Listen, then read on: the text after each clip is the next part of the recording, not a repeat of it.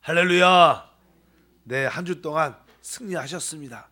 날씨도 아주 새벽에 추웠었는데 끝까지 이렇게 믿음으로 또 하나님과 영적으로 동역하여 하나님의 나라를 이 땅에 이끌어온 줄 믿습니다. 이 성전뿐만 아니라 앱으로 가정에서 함께하는 귀한 일꾼들에게도 주의 축복이 넘쳐납니다. 자, 고린도후서 어제 이어서 오늘 고린도후서 5장 17절 어제 말씀드렸죠. 17절 그런즉 누구든지 그리스도 안에 있으면 새로운 피조물이라 이전 것은 지나갔으니 보라 새 것이 되었도다. 그래서 이제 누구든지 그리스도 안에 들어오게 되면 새로운 창조, 새 창조가 됩니다. 바로 어제 새 창조의 의미는 여러 가지가 있지만 이제 우리 안에 하나님을 영접한 하나님의 생명을 소유한 하나님과 하나 된 새로운 창조가 됐다는 그런 뜻을 많이 함축하고 있습니다. 그래서 여러분들은 이제 구원받기 전과 구원받은 후에 모습이 다르죠. 여러분 안에 계신 하나님을 늘 인식하고 의식하기를 축복합니다. 그리고 나서 이제 우리가 새로운 피조물이기 때문에 주님께서 오늘 18절 말씀을 읽어보니까 모든 것이 하나님께로부터 났으며 그가 그리스도로 말미암아 우리를 자기와 화목하게 하시고 또 우리에게 화목하게 하는 직분을 주셨으니 이제 하나님께서 우리를 새로운 피조물로 만들었다는 그런 의미는 이제 하나님과 우리가 화목하게 되었다. 이제 화목하게 된 우리들은 또 하나님과 모든 사람들과의 화목하는 그런 직분, 봉사를 해야 된다. 이런 뜻을 가지고 있습니다. 그래서 이 19절에 연이어서 말씀하는데 곧 하나님께서 그리스도 안에 계시사 세상을 자기와 화목하게 하시며 그들의 죄를 그들에게 돌리지 아니하시고 화목하게 하는 말씀을 우리에게 부탁하셨느니라. 그래서 이제 하나님께서는 우리를 화목해 하는 말씀을 우리에게 주셨고 이제 모든 세상 즉 사람을 말하죠. 이 땅에 있는 인류 모든 사람들이 하나님과 화목하도록 주님이 하셨다. 원래 화목하다는 이 뜻은 화해시키다 이런 뜻입니다. 원래 하나님께 드려지는 제사 중에 5가지가 보통 일반적으로 있는데 뭐 이렇게 속죄제, 속건제 여러 가지가 있지만 그 중에 하나가 화목제입니다. 화목제. 하나님과 우리의 관계가 화목해야 된다. 원래 우리가 하나님 앞에 구원받기 전에는 죄인이었죠. 근데 사실 죄인보다 더 악한 말은 하나님과 원수되었다 그랬습니다. 구원받기 전에 우리의 모습은 우리가 그것을 느끼지 못하던 하나님과의 원수된 단절된 상태입니다. 일단은 우리가 죄인으로서 죄사함도 받아야 되지만 죄사함을 받은 것을 넘어서 이제 하나님과의 관계가 좋아져야 돼. 화목돼야 될 준비. 보통 사람들이 어떤 사람과 관계가 안 좋아도 문제가 있을 때 어떤 잘못 때문에 머리가 문제가 있습니다. 그래서 그 용서를 이렇게 빌어오고 그래 내가 용서할게. 그래도 화목하지 않을 수 있어요. 죄는 용서해줘도 화목되지 않을 수 있는데 이제 우리는 하나님과 화목되는 그런 하나님과 친밀한 하나 되는 그런 삶을 살아야 된다.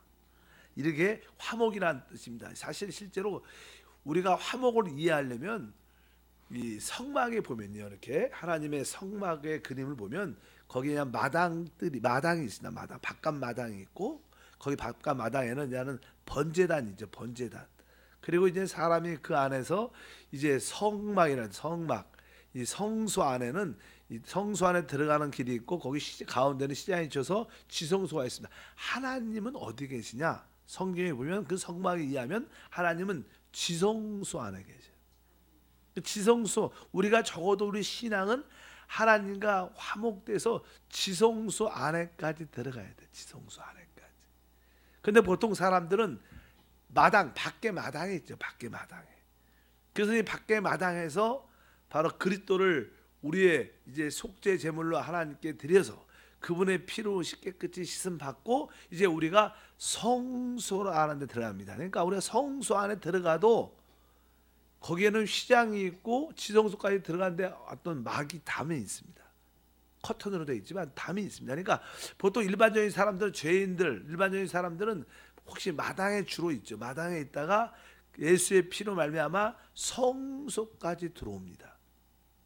근데 지성소에 들어가려면 무슨 문제가 있냐면 그 휘장이 제껴져야 돼요.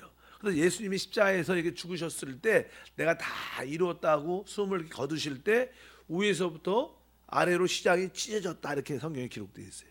그러니까 위에서부터 찢어졌다는 것은 뭐 하나님이 그것을 제거했다는 뜻이죠. 위에서부터는 뜻이니까. 그래서 휘장이 찢어지면서 이제 그 성소로 들어가는 지성소로 들어가는 그 휘장이 없어졌습니다. 그래서 성경에서 영적으로 의미를 볼 때 바로 우리는 먼저 죄라는 문제가 해결돼야 하나님과 화목될 수 있어요. 여러분의 모든 죄가 예수께서 흘리신 그 피값으로 말미암아 하나님과 화목된 줄 믿습니다. 그런데도 우리가 죄사함을 받았을지라도 하나님과 더 깊이 화목, 친밀하지 못하는 이유는 그 시장을 통과해야 된다. 시장을. 근데 성경에서 시장이 무엇이냐? 주님께서는 이렇게 고린도에도 그렇고 고린도전서에도 그렇고 이 시브리서에도 그렇고 그 시장은 우리의 사람의 육체, 예수님의 육체라고 말합니다. 육체, 육신이라고 말합니다. 그러니까 우리가 하나님과 깊이 화목되려면 죄사함의 문제만 돼야지 해결돼야지 하나님과 화목되는 게 아니라 그것은 기본 첫 번째 단계, 두 번째 단계는 이제 우리는 죄사함을 받아서도 여전히 우리의 생명으로 삽니다. 육신을 따라 살죠. 여전히 나를 따라 삽니다. 그것이 하나의 시장이라는 거예요. 그것이 이렇게 제껴지고 찢어져야 진정한 하나님과의 지성소 안에서 화목이 되는 거예요. 두 번째 단계를 대부분 성도들은 통과를 잘 못하는 경우가 많습니다. 대부분 죄사함에 대한 인식만 있습니다. 그러나 우리는 죄사함을 통해서 하나님과 이제 첫 번째 화해를 가졌고 이제 더 깊은 더 친밀한 화목과 화해를 갖기 위해서는 바로 우리가 육신을 따라 사는 나를 따라 사는 내 생명을 따라 사는 것이 해결돼야 하나님과 깊이 들어간다는 거예요. 그럴 때 진정한 화목이 될 수 있다. 이 고린도 교회한테 나는 사도 바울이 말씀을 쓰면서 맞다 너희는 바로 예수 피로 구속받고 죄사함 받았지만 구원을 받았지만 여전히 너희 육신대로 살고 있지 않느냐. 너희 자신에 따라 살지 않느냐. 여러분의 생각을 따라 살지 않느냐. 그러면서 너희가 그것이 처리돼야 지성소 안에 진정한 화목 안에 하나님 앞에 들어올 수 있다. 이런 이야기를 고린도 교회 성도들한테 하는 것입니다. 그래서 고린도 모든 성도들 교회들에게 바로 이제 육신을 따라 사는 것에서 벗어나서 자기를 사는 것에서 벗어나서 이제 진짜 바로 지성소까지 들어와서 하나님과 진정한 화목을 가지라 이렇게 여기서 말씀합니다. 그래서 아까 다시 한번 5장 20절 읽어보니까 그러므로 우리가 그리스도를 대신하여 사신이 되어 하나님이 우리를 통하여 너희를 권면하신 것 같이 그리스도를 대신하여 간청하노니 너희는 하나님과 화목하라. 여기서 하나님과 화목하라는 것은 바로 그 성막에서 의하면 지성소 안에까지 들어오라는 거예요. 지성소 안에까지 들어오려면 이제 우리의 외적인 죄의 문제뿐만 아니라 또 하나의 하나님과의 맡고 있는 바로 내 자신을 사는 나를 사는 육신을 따라 사는 그 시장까지도 벗겨져야 진정한 지성소 안에 들어와서 하나님과 화목될 수 있다. 이렇게 바울은 우리에게 말씀을 하고 있습니다. 여러분들도 하나님과 화목하셔야 됩니다. 1단계의 화목에서만 멈추지 말고 그냥 내가 이제 제사 받았으니까 하나님과 관계가 별로 이렇게 제사 받으니까 구원 받았어. 이것으로 끝나는 게 아니라 하나님과 친밀해지고 하나님과 하나 되는 삶을 살아야 되는데 그것은 바로 이제 내가 그동안 구원을 받아도 육신대로 내 생명을 따라 산 것은 내가 회개하고 내 옛사람이 십자가에 그리스도와 함께 끝났구나 죽었구나. 이제 나는 오직 내 영안의 삶을 살아내기를 원한다. 영안에 있는 그리스도를 만나기를 원한다. 그리고 여러분들이 들어갈 때 바로 영안에 계신 그리스도를 만날 때 여러분들이 어디에 있느냐? 지성소 안에 들어가서 하나님과 참된 화목 하나됨을 갖게 될 것이다. 이렇게까지 우리가 어떻게 성숙해야 된다. 영적인 모든 가르침은요 자기가 체험한 만큼만 가르칠 수 있는 거예요. 여러분들이 체험하고 말씀의 계시를 따라 아는 것만큼 남들을 인도할 수 있습니다. 여러분들이 영적인 체험을 하지 못했는데 어떻게 남들을 인도할 수 있겠어요? 그러니까 여러분들이 체험한 만큼, 여러분들이 오직 제사함의 느낌만 가졌다. 그럼 여러분 남들한테 오직 제사함만 전할 수 있어요. 그러나 여러분들이 육신을 따라 사는 것이 합당치 않고 육신 안에를 넘어서 바로 우리가 영 안에서 주님을 따라하는데, 이런 체험을 가진 사람들은 성도들을 결국 그렇게 만들어낼 수 있어요. 영적인 모든 것은요, 자기가 체험한 만큼만 가르칠 수 있는 거예요. 그래서 사도 바울은 바로 나는 하나님과 완전한 화목 가운데 있다. 난 너희를 바로 이 지성소 안으로, 바로 우리 거듭난 영 안으로 너희를 이끌어서 하나님과 진정한 화목과 화해되고 하나 된 상태로 너희를 이끌기 원한다. 바로 오늘 이렇게 말씀해서 너희는 하나님과 화목하라. 바로 내가 그리스도를 대신해서 너에게 간청을 한다. 그래서 5장 20절에는 그런 표현을 우리에게 말씀하고 있습니다. 여러분들은 바로 이제 예수의 십자가 그 피로 죄사함 받았습니다. 하나님과의 관계가 회복이 됐습니다. 그러나 우리가 하나님과 관계가 회복이 돼도 하나님과 화목되지 않고 친밀하지 않고 하나 되지 않을 수 있어요. 많은 사람들이 하나님과 구원을 받았지만 여전히 하나님과의 갈등과 문제를 내적으로 다 가지고 있습니다. 왜? 아직까지 내 육신과 내 생명을 늘 붙잡으니까 하나님과의 관계가 편치 않는 거예요. 그러나 그것까지, 옛사람까지 만약에 끝난 것을 영적으로 보고 믿고 하나님께 내려놓으면 여러분들은 주님과 진정한 자유와 기쁨과 해방을 누리게 될 줄 믿습니다. 그런 것이 우리가 붙잡고 있는 이러한 것들이, 자아가, 우리 육신이 아쉽고 섭섭하고 좀 억울한 것 같아요, 처음에. 그러나 이것이 주님 앞에 한번 내려줌을 체험하고, 여러분들 그러면 생각보다 되게 훨씬 더 자유하고 훨씬 더 기쁘고. 종종 어떤 분들이 그런 이야기를 종종 해요. 저렇게 인색한 건 아니지만 남들한테 이렇게 주는 게 어색한데, 그러나 이렇게 몇 번 이렇게 진심으로 남들에게 이렇게 베풀고 나눠주다 보니까 거기서 오는 기쁨과 그 감사가 훨씬 많다. 그래서 이게 보통 우리 연말 연시가 되면 남모르게 이렇게 구제하고 이 어려운 불이웃을 돕는 그런 일들이 보이지 않게 하는 일들이 많은데, 그런 일을 하는 사람들은 주로 또 그런 일을 해요. 왜요? 막상 이렇게 어려운 자들, 불이웃을 돕다 보니까 그들을 내가 도왔다는 그런 생각보다는 내가 그들을 도움으로 하려면 내 안에 그 기쁨이 충만한 거, 내가 뭐 착한 일을 했다 이런 것이 아니라 내 자신이 기쁘고 행복해져.